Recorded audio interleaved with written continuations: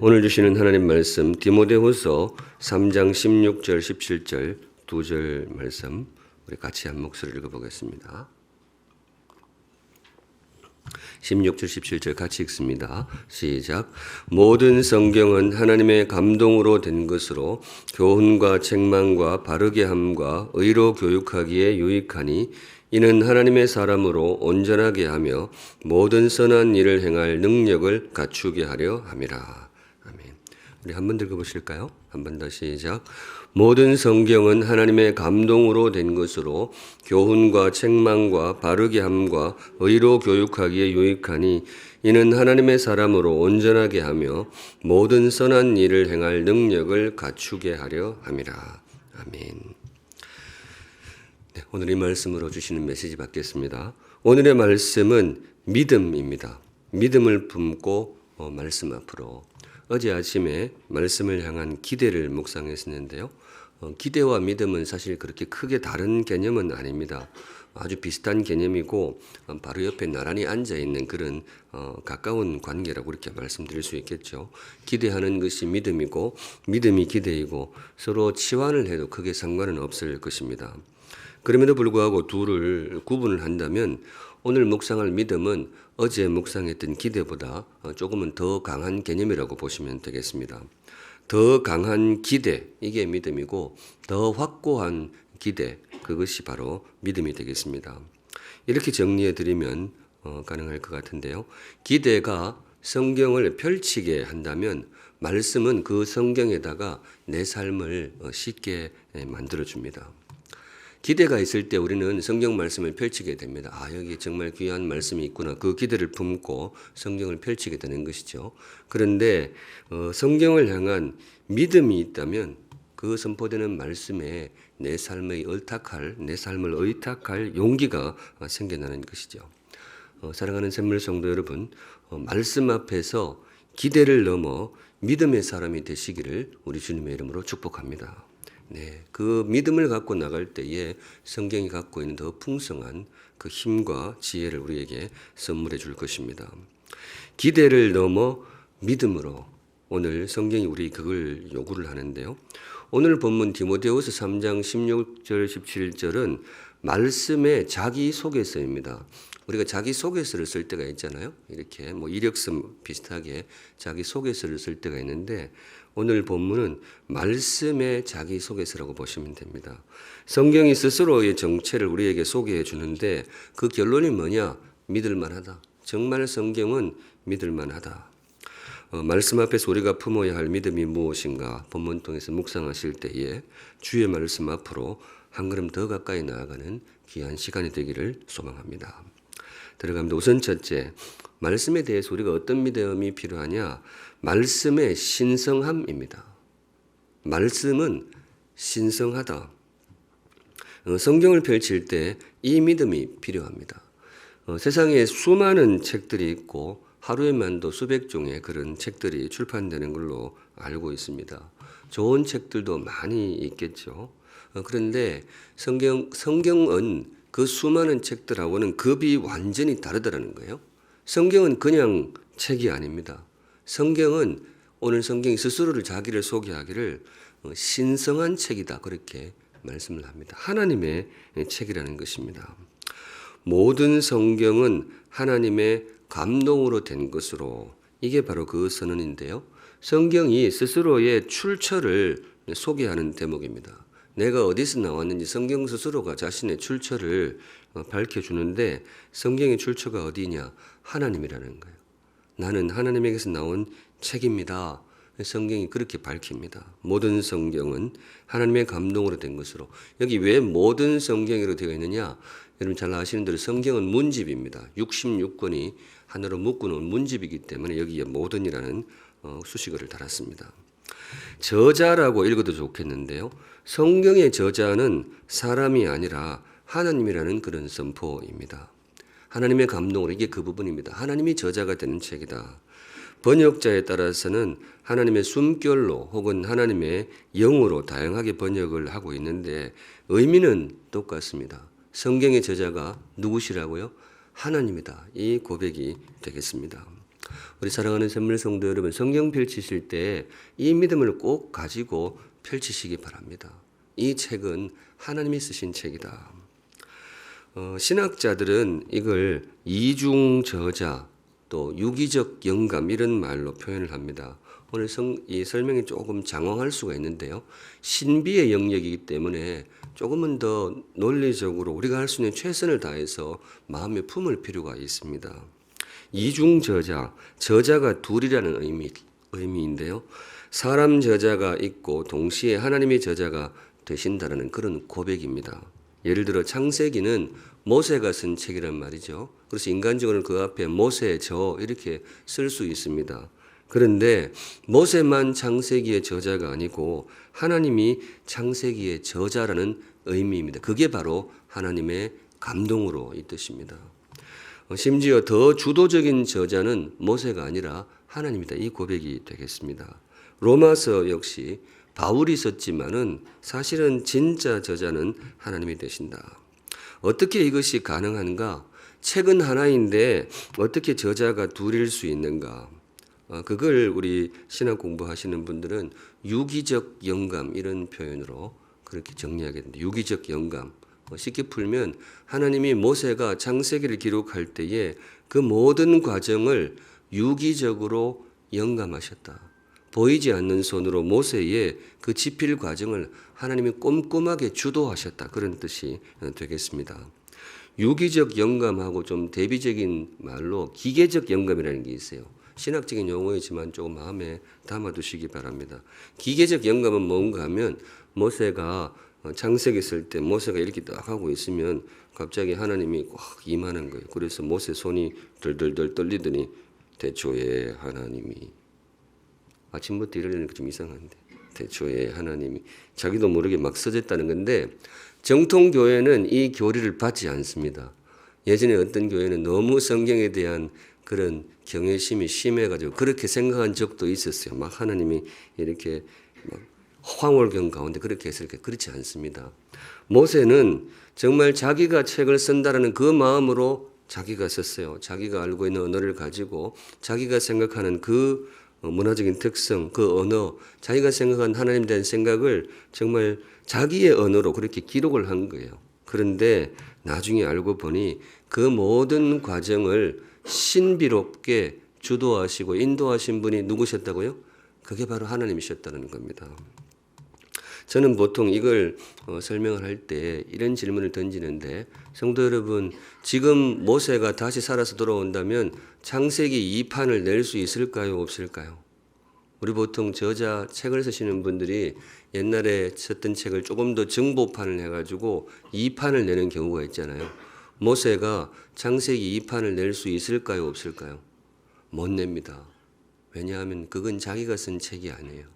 바울이 다시 살아 돌아온다고 해도 로마서에 한 글자도 자기 마음대로 못 고칩니다. 왜냐? 자기가 쓴 책이지만은 사실은 자신을 통해서 하나님이 쓴 책인 줄 사도 바울도 알고 있기 때문에 그렇습니다. 이 모든 결론이 뭐냐? 성도 여러분, 성경은 하나님의 말씀입니다. 이게 결론입니다. 하나님의 말씀입니다. 성경 읽으실 때에 이 믿음을 품고 읽으시기 바랍니다. 그래야 성경이 주는 그 모든 풍성한 유익들, 은혜들을 우리가 다 받아 누릴 수가 있습니다. 사람의 책으로 읽는 사람은 성경에서 사람의 음성만 듣게 될 것입니다. 히브리 문학으로 성경을 읽는 사람은 성경을 통해서 히브리 민족의 정서만 만나게 될 것입니다. 실제로 그런 분들이 있어요. 그런데 성경을 펼치실 때에 하나님의 말씀으로 읽는 사람은 말씀을 통해서 하나님을 만나게 될 것입니다. 이 말씀을 하나님의 말씀으로 믿는 사람은 그 말씀을 통해서 살아계신 하나님의 면전에 서게 될 것입니다. 저는 목사로서 우리 성도들이 성경을 통해서 하나님을 만나게 되시기를 간절히 소망합니다. 그래서 이 믿음을 꼭 강조하고 싶습니다. 우리 성도님들, 성경을 펼치실 때에 하나님의 말씀으로 펼치시기 바랍니다. 이 말씀이 하나님의 말씀이다. 이 책은 하나님이 쓰신 책이다. 그 믿음으로 펼치실 때에 정말 그 말씀을 통해서 살아계신 하나님을 만나게 될 것입니다. 이 귀한 복이 저와 여러분에게 풍성하게 임하시기를 우리 주님의 이름으로 축원합니다. 아멘. 한 걸음 나아가 두 번째, 말씀 앞에서 우리가 품어야 할 믿음이 무엇인가? 두 번째는 말씀의 유익함입니다. 유익함. 앞서 말씀의 신성함을 이야기했는데요. 성경은 신성한 책이기도 하지만은 유익한 책이다. 이 믿음이 필요해요. 조금은 가벼워 보이면 이것도 굉장히 중요합니다. 말씀은 나에게 유익하다. 모든 성경은 하나님의 감동으로 된 것으로 이게 신성함을 나타내는 부분이었는데요. 바로 뒤에 교훈과 책망과 바르게 함과 의로 교육하기에 뭐예요? 유익하니 이 대목도 눈여겨볼 필요가 있습니다. 우리가 성경을 사랑하는 이유가 무엇인가? 우리가 정말 성경을 일생 품고 사는데 이 말씀이 신성한 하나님의 말씀이기 때문에 우리가 사랑합니다. 신성한 말씀이기 때문에. 그런데 더해서 이 말씀이 우리에게 정말로 유익하기 때문입니다. 신학자들은 이걸 divinity 그리고 utility, 영어를 써서 죄송합니다만은 기억하기에 이게 운이 맞아요. divinity and utility 이렇게 정리를 하게 됩니다. 신성하다는 의미의 divinity 그리고 유익하다는 의미의 utility. 성경이 그런 책이라는 거예요. 이걸 왜 같이 이렇게 하느냐? 거룩한 말씀이라고 해서 항상 유익한 건 아니에요. 신성한 말씀이라고 해서 우리에게 항상 유익한 건 아닐 수도 있다는 거죠. 예를 들어 너무 거룩한 분의 말씀인데 뜬구름 잡는 소리 하는 수가 있어요. 정말 신성한 말씀인 것 같은데 우리 삶하고는 아무 상관도 없고 그저 하늘만 둥둥 떠다니는 그런 말들이 나온다면 우리한테는 그게 별 유익이 없는 것이죠. 그런데 성경은 스스로를 이렇게 소개합니다. 나는 유익한 책이다. 나는 신성한 하나님의 책이기도 하지만은 나는 유익하다. 성경이 우리의 삶을 터치한다는 겁니다. 성경이 이 땅의 삶을 터치를 합니다. 그 중에서도 성경이 나를 터치합니다. 내 삶을 터치를 합니다. 하늘 이야기도 성경이 하지만은 이 땅의 삶을 위하여서 하늘 이야기를 합니다.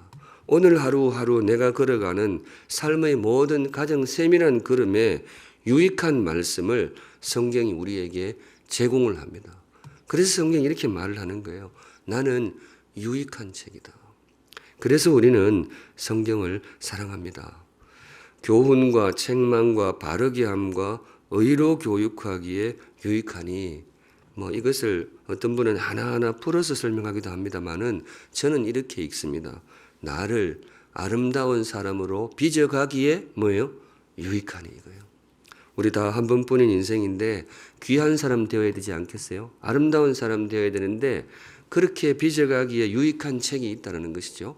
그게 뭔가 하면 바로 성경이다. 성경은 하늘의 신성함을 품은 말씀이기도 하지만은 동시에 땅의 유익함을 품은 말씀이다. 성도 여러분, 성경을 펼치실 때에 이 믿음으로 꼭 펼치시기 바랍니다. 나에게 유익하다.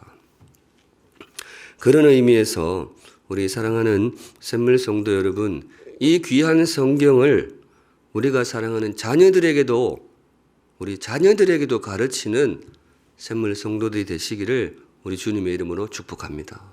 네. 갑자기 설교 방향이 왜 자녀들에게도 향하느냐? 자녀들을 향한 말씀이기도 하지만은 제가 한번 생각해 봤어요. 내가 정말 이 책이 나에게 유익하다. 성경이 정말로 나에게 유익하다. 내가 그걸 믿고 있다. 이걸 알 수 있는 증표가 무엇일까 생각해 봤어요. 나는 정말로 성경이 내 삶에 유익하다고 생각해. 이게 정말로 나에게 좋은 책이야 라고 내가 믿고 있어요. 그걸 보여주는 증표가 무엇일까? 그 증표가 뭐라고요? 애들한테도 가르칠 것이다. 제가 잘 짚었습니까? 이게 미국에도 통하지만은 특별히 한국 사람한테 잘 통할 것 같아요. 왜냐? 우리 한국 사람들은 나는 못 먹어도 뭐예요? 애들한테는 어떡하든지. 그리고 한국 사람의 특별히 그 교육열, 이게 정말 탑 오브 더 탑이잖아요. 여하튼 부모는 애들한테는 좋은 거 주고 싶어서 계란 고를 때도 나는 이마트 거 먹어도 우리 애는 한사랑 이런 거 한살림 이런 거, 거기 유기농 이런 거 그래가지고 그렇게 어떻게 하는지 애들은 이렇게 한단 말이죠. 그런 의미에서 우리 사랑하는 샘물 성도 여러분, 성경이 정말로 나에게 유익한 책인 줄 믿으신다면 우리 사랑하는 자녀들에게도 이 말씀 꼭 가르칠 수 있기를 우리 주님의 이름으로 축복합니다. 네, 우리 그렇게 했으면 좋겠어요. 실제로 정말 그러니까 제가 샘물학교 이사장입니다. 이제 교회 목사로서 당연히 당연직으로 맡고 있는데 제가 이제 샘물학교를 생각하면서 혼자 결심한 게 있었어요. 내가 말씀 암송을 시켜야 되겠다. 우리 샘물학교 애들한테. 제가 아무리 담임 목사고 이사장이라고 해도 학교 교육 과정에 간섭하면 안 되는데 그렇게 이야기하면 안 되거든요. 그래도 올해는 우리 교회도 암송하고 어와나도 암송하고 하니까 내가 이 학교에 잘 이렇게 티 안 나게 이야기해가지고 암송을 시켜야지. 그 암송이 참 좋은 것 같더라고요. 그래서 제가 결심을 했어요. 그랬는데 제가 최근에 알게 된 사실이 있는데 이미 하고 있더라고요. 그래서 암송을 하고 샘물학교 우리 성도님 참 좋은 학교입니다. 많이 보내주시고 그리고 후원도 많이 해주시면 좋겠어요. 성경이 정말로 유익한 말씀이라고 믿는다면 우리 아이들에게도 그렇게 하는 것이 맞습니다. 말씀의 유익함. 오늘 본문이 사실 말씀의 유익함에 대해서 굉장히 센 단어를 쓰는데요. 온전함이라고 쓰고 있어요. 이는 하나님의 사람으로 온전하게 하며, 영어로 보시면 그대로 perfect이라고 되어 있어요. perfect. 이 굉장히 강한 단어인데 성경이 우리에게 주는 유익이 뭔가 하면 단지 유익한 사람, 단지 쓸만한 사람으로 빚어가는 것이 아니고 완전한 사람으로 빚어갈 수 있다. 아마 나중에 이 사실을 알게 될 거예요. 아, 성경이라는 게 정말 굉장한 책이었구나. 내가 그래도 그냥 좋은 말씀인 줄 알았지만은 이 말씀이 정말 사람을 완전한 존재로 빚어갈 수 있는 그런 도구였구나라는 것을 우리가 아마 나중에 영원한 세계에 들어가서 알게 될 거예요. 성경은 그걸 자신합니다. 나는 정말 사람을 완전하게 빚을 수 있습니다. 나는 하나님의 신성한 책이고 나는 완전한 사람을 빚을 수 있는 그런 통로입니다. 우리 사랑하는 샘물 성도 여러분, 지금도 그렇게 하시겠지만은 우리 성경을 사랑하는 믿음의 사람이 되시기를 우리 주님의 이름으로 축복합니다. 마지막으로 말씀 앞으로 나아갈 때 우리 마음에 품어야 할 믿음이 무엇인가? 말씀의 신성함, 말씀의 유익함 이야기했는데요. 마지막은 나는 하나님의 사람이다. 이 믿음이 필요해요. 조금 결이 다릅니다만은 나는 하나님의 사람이다. 지금까지 두 가지 항목이 말씀을 향한 믿음이었다면 마지막 것은 그 말씀을 읽는 나 자신을 향한 믿음입니다. 내가 누구라고요? 나는 하나님의 사람이다. 이 믿음이 필요합니다. 성경 펼치실 때. 이걸 정리해 드리면 오늘 아침 이상한 영어를 많이 쓰게 되네요. divinity, utility에 이어서 identity 이렇게 할 수 있어요. 사실 앞에 그 두 개는 신학책에 많이 나오는데 마지막 것은 제가 넣은 겁니다. 제가 보니까 여기에 이게 들어있는 것 같아요. identity. 이는 하나님의 사람으로 온전하게 하며 이렇게 되어 있어요. 이는 모든 사람으로 온전하게 하며 그렇게 되어 있는 게 아닙니다. 저는 이게 의미가 있다고 봐요. 이는 하나님의 사람으로 온전하게 하며. 오늘 본문은 성경의 정체를 말해주는 동시에 성경을 읽는 우리의 정체를, 우리의 아이덴티티를 이야기해 줍니다. 왜냐하면 둘이 서로 긴밀하게 연결되기 때문에 그래요. 각 사람마다 유익하게 하는 책이 있습니다. 사람마다 좀 달라요. 세상 사람들에게는 그분들에게 맞는 책이 있습니다. 세상에 속한 분들에게는 그분들에게 맞는 책이 있어요. 손자병법이라든지 자기 개발서라든지 이런 책들, 그런 책들이 바깥에 있는 세상 사람들에게는 굉장히 유익한 거예요. 그분들이 이 땅을 꽤 잘 살아가게 할 수 있는 중요한 도구가 될 수 있습니다. 왜냐? 세상에 속한 분들이니까. 그분들에게 맞는 책이 있는 거예요. 물론 우리한테도 그 책들이 일정 부분 유익이 됩니다. 왜냐하면 우리도 일정한 시간 이 땅을 살아가기 때문에 그 책들이 우리에게 상당한 의미가 있는 거예요. 그래서 읽을 필요가 있습니다. 그런데 우리는 조금 다른 책이 필요해요. 왜냐? 우리는 다른 존재이기 때문에 그렇습니다. 우리의 아이덴티티는 단지 세상에 있는 게 아니에요. 이 지구별에 있는 게 아니에요. 우리의 아이덴티티는 조금 더 깊은 자리에 있습니다. 성도 여러분, 저와 여러분은 하나님의 사람입니다. 하나님께 속한 하나님의 사람입니다. 그래서 다른 책이 필요해요.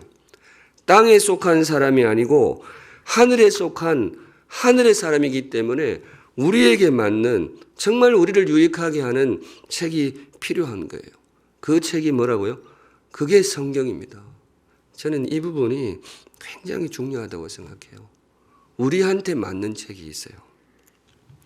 그런 의미에서 우리 사랑하는 샘물 성도 여러분, 성경의 단맛을 아는 하나님의 사람이 되시기를 주님의 이름으로 축복합니다. 성경의 맛을 알아야 돼요. 성경을 사랑하는 마음이 올라와야 돼요. 이게 안 되는 분들이 조심스럽지만은 이게 안 되는 분들이 있습니다. 아무리 성경을 사랑하려고 해도 성경이 재미가 없는 분들이 있어요. 맛이 없어요. 왜냐? 이 음식이 다른 존재예요. 제가 좀 말을 강하게 하는데 성경에 그 말이 나옵니다. 요한복음 8장 47절에 이 말씀이 나와요. 하나님께 속한 자는 하나님의 말씀을 듣나니, 저는 이렇게 읽어도 좋다고 생각해요. 하나님께 속한 자는 하나님의 말씀을 안하니, 혹은 그 맛을 안하니. 그런데 너희가 듣지 아니하면 뭐예요? 하나님께 속하지 아니하였음이로다. 그런 분들이 있는 거예요. 성경의 맛을 알 수가 없어요. 마치 토끼한테 고기 갖다 준 듯이, 사자한테 지푸라기 갖다 준 듯이 안 맞는 분들이 있어요. 저와 여러분의 이야기는 아닙니다. 아니기를 바랍니다. 아니어야 됩니다. 이건 정말 두려운 경우이거든요. 근데 물론 가끔은 우리도 성경의 맛을 잘 못 느낄 때가 있습니다. 언제 그러는가 하면 입맛을 잃었을 때. 분명히 하나님의 사람인데 입맛을 잃었을 때 그럴 수는 있습니다. 그런데 정말로 우리는 하나님의 사람이기 때문에 이 땅을 정말 하나님의 사람답게 귀한 삶을 건강하게 살아가려면 그 맛을 회복해야 됩니다. 그 입맛을 회복해야 돼요. 그런 의미에서 한 번 더 우리 사랑하는 샘물 성도 여러분, 성경을 향한 거룩한 식성을 회복하는 복된 인생 되시기를 우리 주님의 이름으로 축복합니다. 아멘. 성경이 좀 재미가 있습니까? 재미가 있어야 됩니다. 재미가 없으면 어떻게 하는가 하면 재미있을 때까지 읽으세요. 재미있을 때까지. 그러면 됩니다. 초식 동물이 풀맛을 알아야 되고 육식 동물은 고기 맛을 알아야 되잖아요. 이것만 모르면 얼마나 힘이 들어요. 그래야 기쁨으로 자기 양식을 먹을 수 있어요. 그러면 하나님의 사람은 어떠냐? 말씀의 맛을 알아야 됩니다. 말씀의 맛을 알아야 돼요. 그래야 더 말씀을 사랑하고 그래야 더 건강한 삶을 살아갈 수가 있을 것입니다. 그래서 일정 부분 훈련이 필요하긴 필요합니다. 아이들에게 좋은 음식 먹이기 위해서 보통 애들 중에 당근을 싫어하는 애들 있다 그러잖아요. 당근. 그러면 이렇게 다른 거 쏙 섞어가지고 당근 좀에 넣어가지고 이래 먹이고 그래서 입맛을 당근도 좋아하게끔 만들고 그렇게 한다 그러는데 성경도 마찬가지입니다. 조금씩 그 맛을 알아가려면 샘통도 해야 되고 또 원래 하는 암송이 그 좋은 출발점이 될 수 있습니다. 몇 구절 말씀, 짜릿한 말씀 그 맛을 알게 되면 거기 푹 빠져가지고 또 직업을 바꿀 수도 있어요. 성경은 정말 저는 그거는 확실히 보장할 수 있어요. 성경은 어떤 면에서 굉장히 위험한 책입니다. 이거 한번 빠져들면 이게 헤어나지를 못해요. 정말 우리는 하나님의 사람이기 때문에 이 책이 꼭 필요합니다. 하나님의 사람이기 때문에 정말 이 양식이 꼭 필요해요. 그래서 올 한 해 말씀을 향한 거룩한 입맛을 회복하는 복된 한 해가 되시기를 우리 주님의 이름으로 축복합니다. 아멘. 오늘 여기까지 보겠습니다. 믿음을 품고 말씀 앞으로, 그 찬양 말씀 앞에서 그거 준비해 주세요. 어제 했던 기대도 너무 좋죠. 우리가 말씀을 향한 기대가 있어야 되죠. 이 말씀이 나를 소성케 해줄 것이다. 나에게 지혜를 줄 것이다. 무엇보다 내가 살아갈 그 근원적인 기쁨을 선물해 줄 것이다. 그 기대를 품고 말씀을 펼치는 것 너무나 소중합니다. 거기에 더해서 더 확고한 믿음. 이 책은 사람이 쓴 책이 아니야. 이건 정말 하나님이 쓰신 책이야. 나를 위해서, 나에게 유익을 주기 위해서 쓰신 책이야. 그리고 무엇보다 나는 뭐예요? 하나님의 사람이야. 나는 이 책에 맞는 사람이야. 그 믿음으로 말씀 속으로 들어가셔서 살아계신 하나님 만나시고 더 복된 인생 살아가시는 복된 한 해가 되시기를 우리 주님의 이름으로 축복합니다. 아멘. 우리 함께 찬양하겠습니다.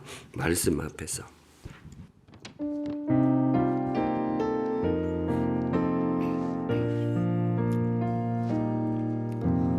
말씀 앞에서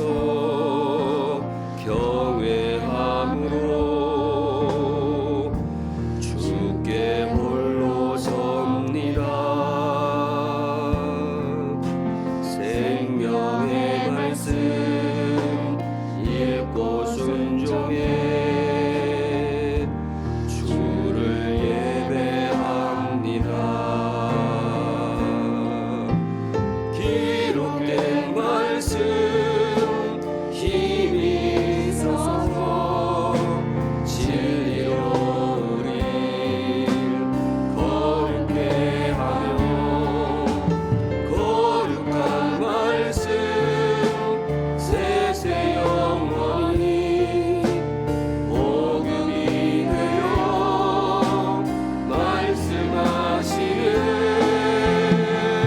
하나님 말씀에 두려워 떠는 자,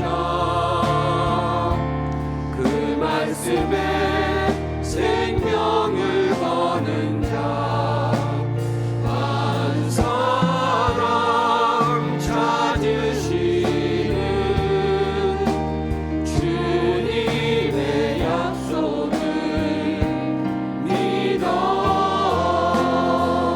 하나님 말씀에 운명을 거는 자, 순종하며 주 따라가는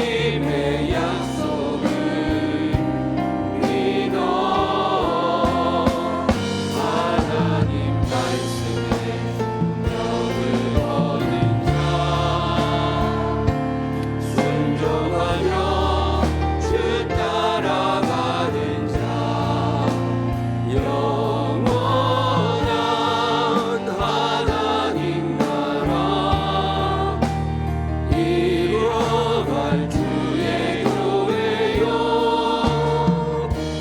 일어나라. 아멘. 우리 한 목소리를 한번 기도하겠습니다. 성경에 대한 믿음을 우리 다 같이 한번 고백하는 기도를 드리겠습니다. 똑같은 말을 반복해도 좋습니다. 하나님, 나는 이 성경이 하나님의 책인 줄로 믿습니다. 하나님이 쓰신 신성한 책으로 믿습니다. 이 책 속에 하나님의 사람인 나를 가장 아름답게 빚어갈 참 귀한 보화들이 있음을 믿습니다. 성경을 사랑하며 살겠습니다. 다 같이 하나님 앞에 기도하겠습니다. 거룩하신 하나님 아버지, 성경이 하나님의 책임을 신앙